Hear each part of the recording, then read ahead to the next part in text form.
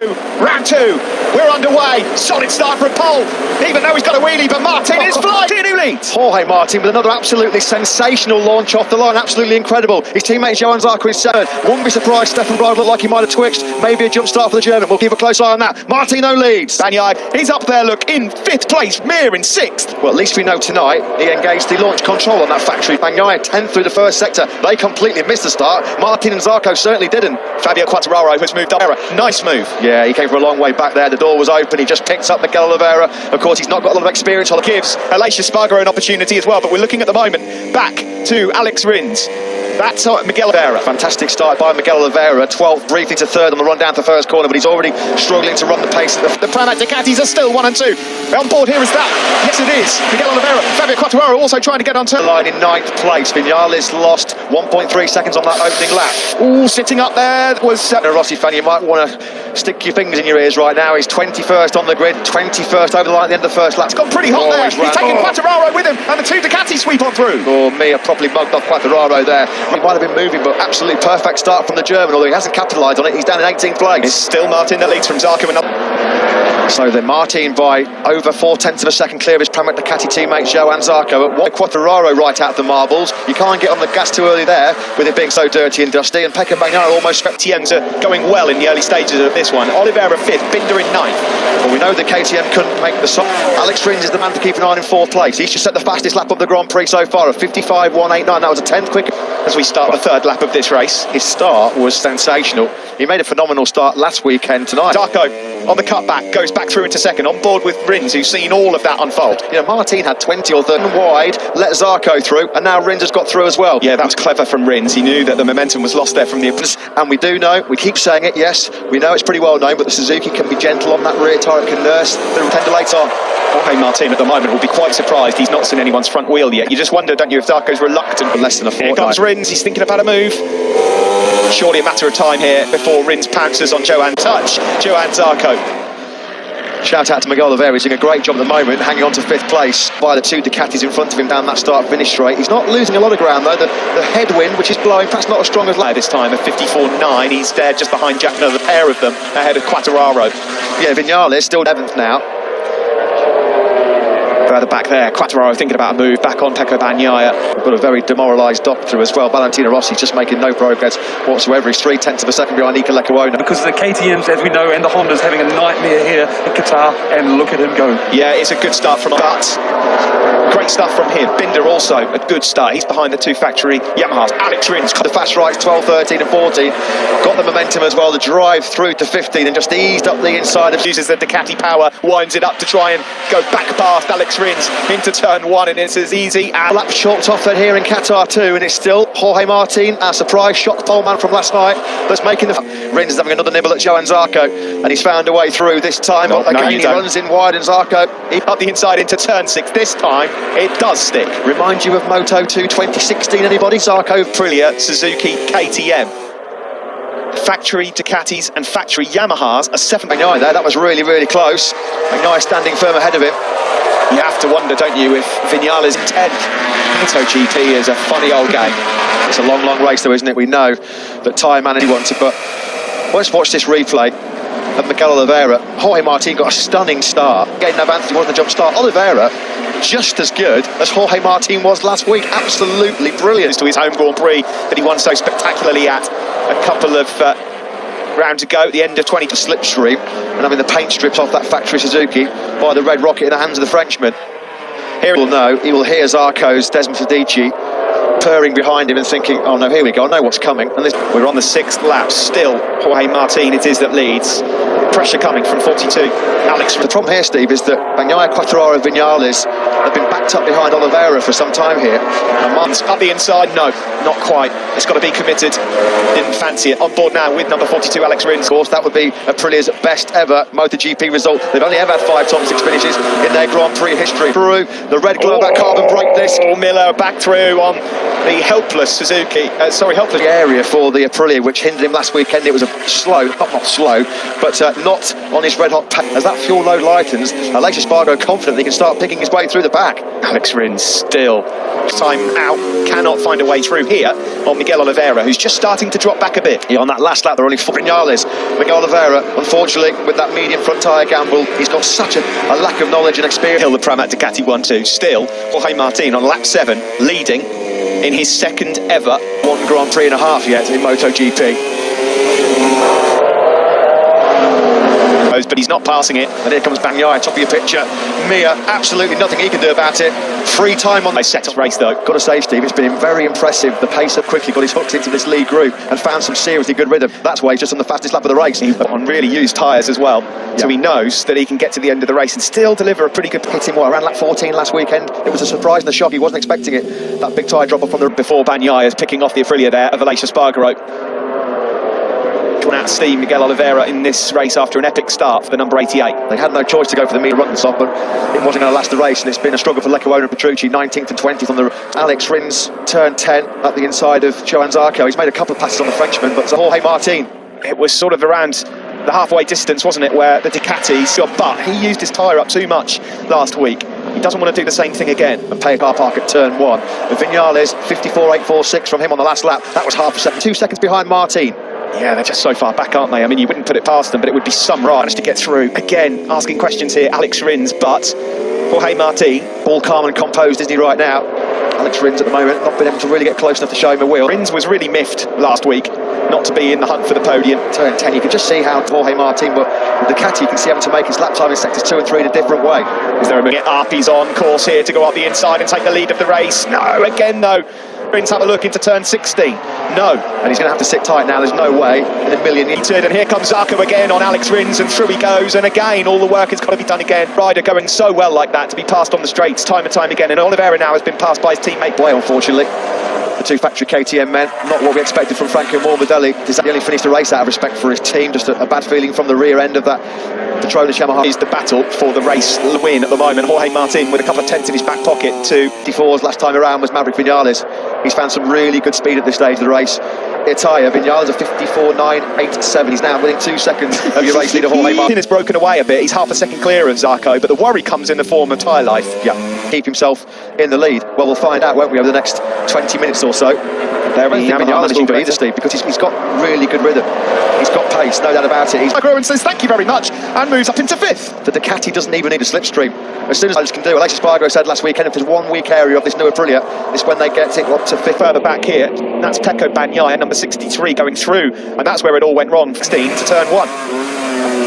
On board here with the race winner from last week, the race leader Jorge Martin. Again, on that last lap, there's only one man in the 54s, and his name is second fastest lap behind Maverick Vinales. The second quickest man on the KTM is Brad Binder. Yeah, really good rescue job by him. Valentino Rossi's taken Danilo Petrucci finally. Rossi in 20th spot. This Motogp race, but we're getting close to that point. Oh, a moment there for Alex Rins in covered by 1.6 seconds. It's more Moto3 than MotoGP at the moment. Love that. Fantastic. That's for sure. Onto the start finish straight we go, and officially we are at the halfway point of this Grand Prix. Up in the braking zone for the first corner. So we've got the half race distance, and Jorge Martin has led The 2 factory Ducatis here are trying to gang up on Alex Rins. Jack Miller pace as well on the Repsol Honda. He's in 11th now. He's just got past Miguel Oliveira. Bastianini, by the way, 13th. Miller, the Aussie, in 5th spot. Found a way through on the Fuki of Alex Rins. First of all, he's got a content with his teammate Pecco Bagnaia. He's been pushing so hard in this race, Matt. So hard. Yeah, it was last week in their tyre. Big warning there. And then for Alex Rins, Aleix Espargaro having a real good duel here. As well from Zarco. Just took a bit of inside curve, didn't he, there as well. Espargaro, who looks like he's struggling at this moment in time in the race. At the halfway point, Aleix is falling backwards as well. However, at the front, it is still a Pramac Ducati 1-2. We've got their general manager, Gigi Dall'Igna. In MotoGP history, we have never had still plenty of life in this race, but that's exactly where we are. Martin, Zarco and Bagnaia with Miller looking serious. As he always does, waiting for the latter stages of the race, and he's there. He's right behind. A couple of laps to go. Although he's got a big problem coming his way with Jack Miller. Don't have a Ducati top 3, we could potentially have a Ducati top 4 when Miller gets that Desmos Adichie wound up to top gear down the straight. Mir has had contact with a rider out here, and it's very unlike Joan Mir as well. Miller frustrated. Mir merciless and war. It was a hard move, and Jack Miller was pretty frustrated. Well, Mir knew it was to close that gap down in 10th. He's not that far away. He's got Polispargo and Enea Bastianini Brilliant. right on his tail. At the moment, Alex Rins, that's going to cost him huge drive down the start. Miller and Mir, side to side. Wow, That's those two payback. are having some big scares. Alex Marquez has crashed out for the second week in succession right now, isn't it, here in Qatar? The heat's being turned up under the lights. Polispargo's eyes are lighting up. Miller. Mir went wide. Oh, blimey, I couldn't see what happened there. I'll have to have another look at that. That leads from Zarco. In third is Bagnaia. Back in fourth is Rins, placed. There's Viñales behind Miller. Mir's still in it as well. Polispargo, equal awareness. Keep an eye on the Repsol Honda man. Is closing on this group. He is closing. Mir came together. Ducati's strategy is working perfect, you know, just use that engine, get Yamahas and Suzuki's. The thing is, guys, the tough bit about being on the Yamaha and Suzuki, they have... There's so much more to come here in this race, isn't there? You just feel that there's going to be a proper brawl going on. Who knows what's going through Jack Miller's head, but from the outside looking in, of course, we'll find out after the race. But Quartararo on Alex Rins into turn one. Quartararo is looking quite tidy, isn't he? Lap time 1:5.2. He was 6/10 quicker than the world champion on the last lap. He was confident about that Repsol Honda on soft tyres, but in race trim, he's looked strong all weekend. 8 to go. Fabio Quartararo, who we're on board with, looks like the danger man. The problem he's got is he's got 3 Ducatis mentioned in the infield and find a way through on them. But if he can, he's got the pace to win, Fabio Quartararo, right now. And Alex Rins has regrouped as well, hasn't he? Cannot call this again. Well, if you picked a favourite after FP5, though, and Quartararo just picks him straight back up and says, I'll have the place back, thank you very much. That was a move. That was a... Jorge Martin still leads, ladies and gentlemen. The rookie on lap 15. 10, 11, 12 bikes here fighting it out. And Enea Bastianini, the other rookie, has also joined the party. Hey, Martin, now there are just 7 laps to go. Still leads this Doha Grand Prix by a pretty decent margin, too hot into turn 1. That's allowed Maverick Viñales through. And when you look at Jorge Martin, probably cannot believe his eyes. He said, I'm going to learn so much behind. That plan has not been executed, has it? Valentino Rossi at the moment, a very forlorn figure down. There is Polispargo, number 44, bringing his former teammate Brad Binder into this matter. Hats off, fellas, hats off. Quartararo in 4th. You would know this.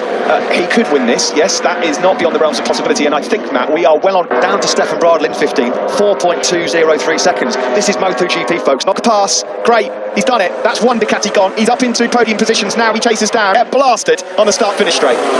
Yeah, and there's absolutely nothing he can do to respond. Same with the slipstream behind the factory Suzuki. Wide. Pecco Bagnaia is way too hot into turn 1. Oh, podium hope's gone for Polispargo. Did he just pick up a little bit of extra slipstream in that braking zone for turn? Winner from last week, Maverick Viñales is now on the tail of Alex Rins, and he can sniff an... Rossi only 9 seconds off the pace. He'd be comfortable in the points. He's 18th. That's how close this race is. Bagnaia go too hot. Miller went in. That was nice. Yeah, he was going to run into the back of Johan Zarco. He had no choice. And Polispargo, a great ride up until then. All that hard work being undone by just a tiny mistake in the braking zone for the first. Trying to find a way through on Johan Zarco. These two guys, both from France. Good to hear. So Jack Miller allowed to carry on his charge towards in the dry in Motogp.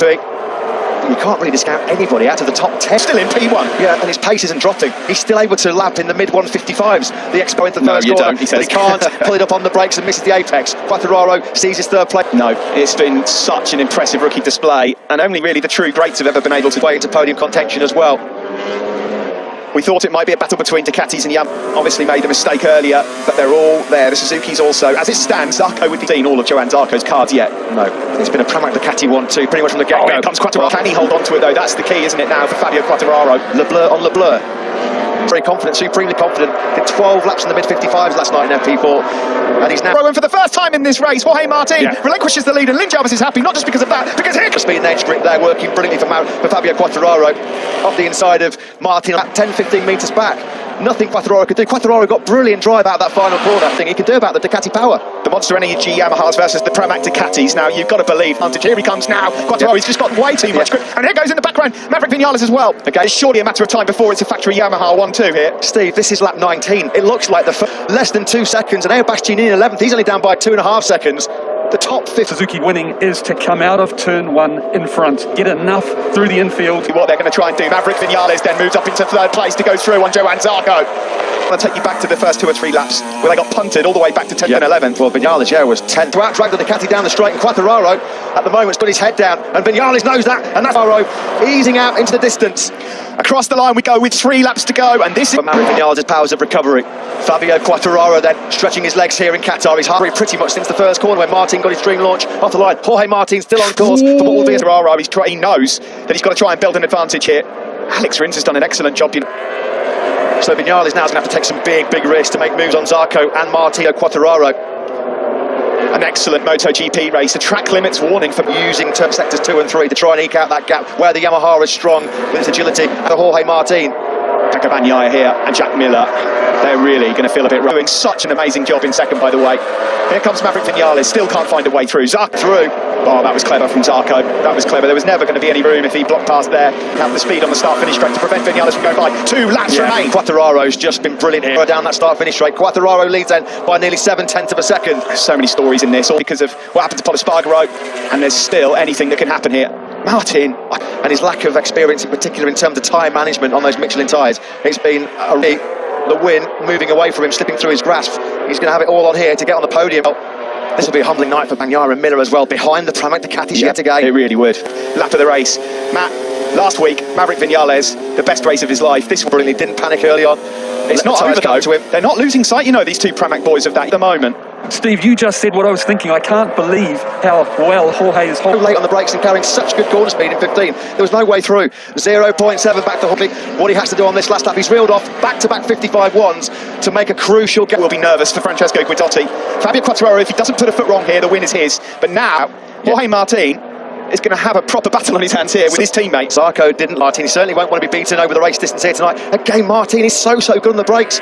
Or has it come off his bike? I think that might have been already on the circuit, you know. Let's just hope that's not going to cause any late problems on a different level. He deserves it. There's no doubt about it. He deserves it. There's a good battle going on here for 4th, and that's all it will. Got this in his pocket. It's going to be a late disaster for him to deny him a famous victory here. It's all about the pin to get close. He is close. So close, he can almost reach out and touch Jorge Martin. Is he close enough to make a move for second? Johan Zarco. Too late though for the victory. Although we're on course for a French 1-2. Here comes Martin. A stunner from Fabio Quartararo to win, and the battle for second is close, but it goes to Zarco in an amazing race that has seen, ladies and gentlemen.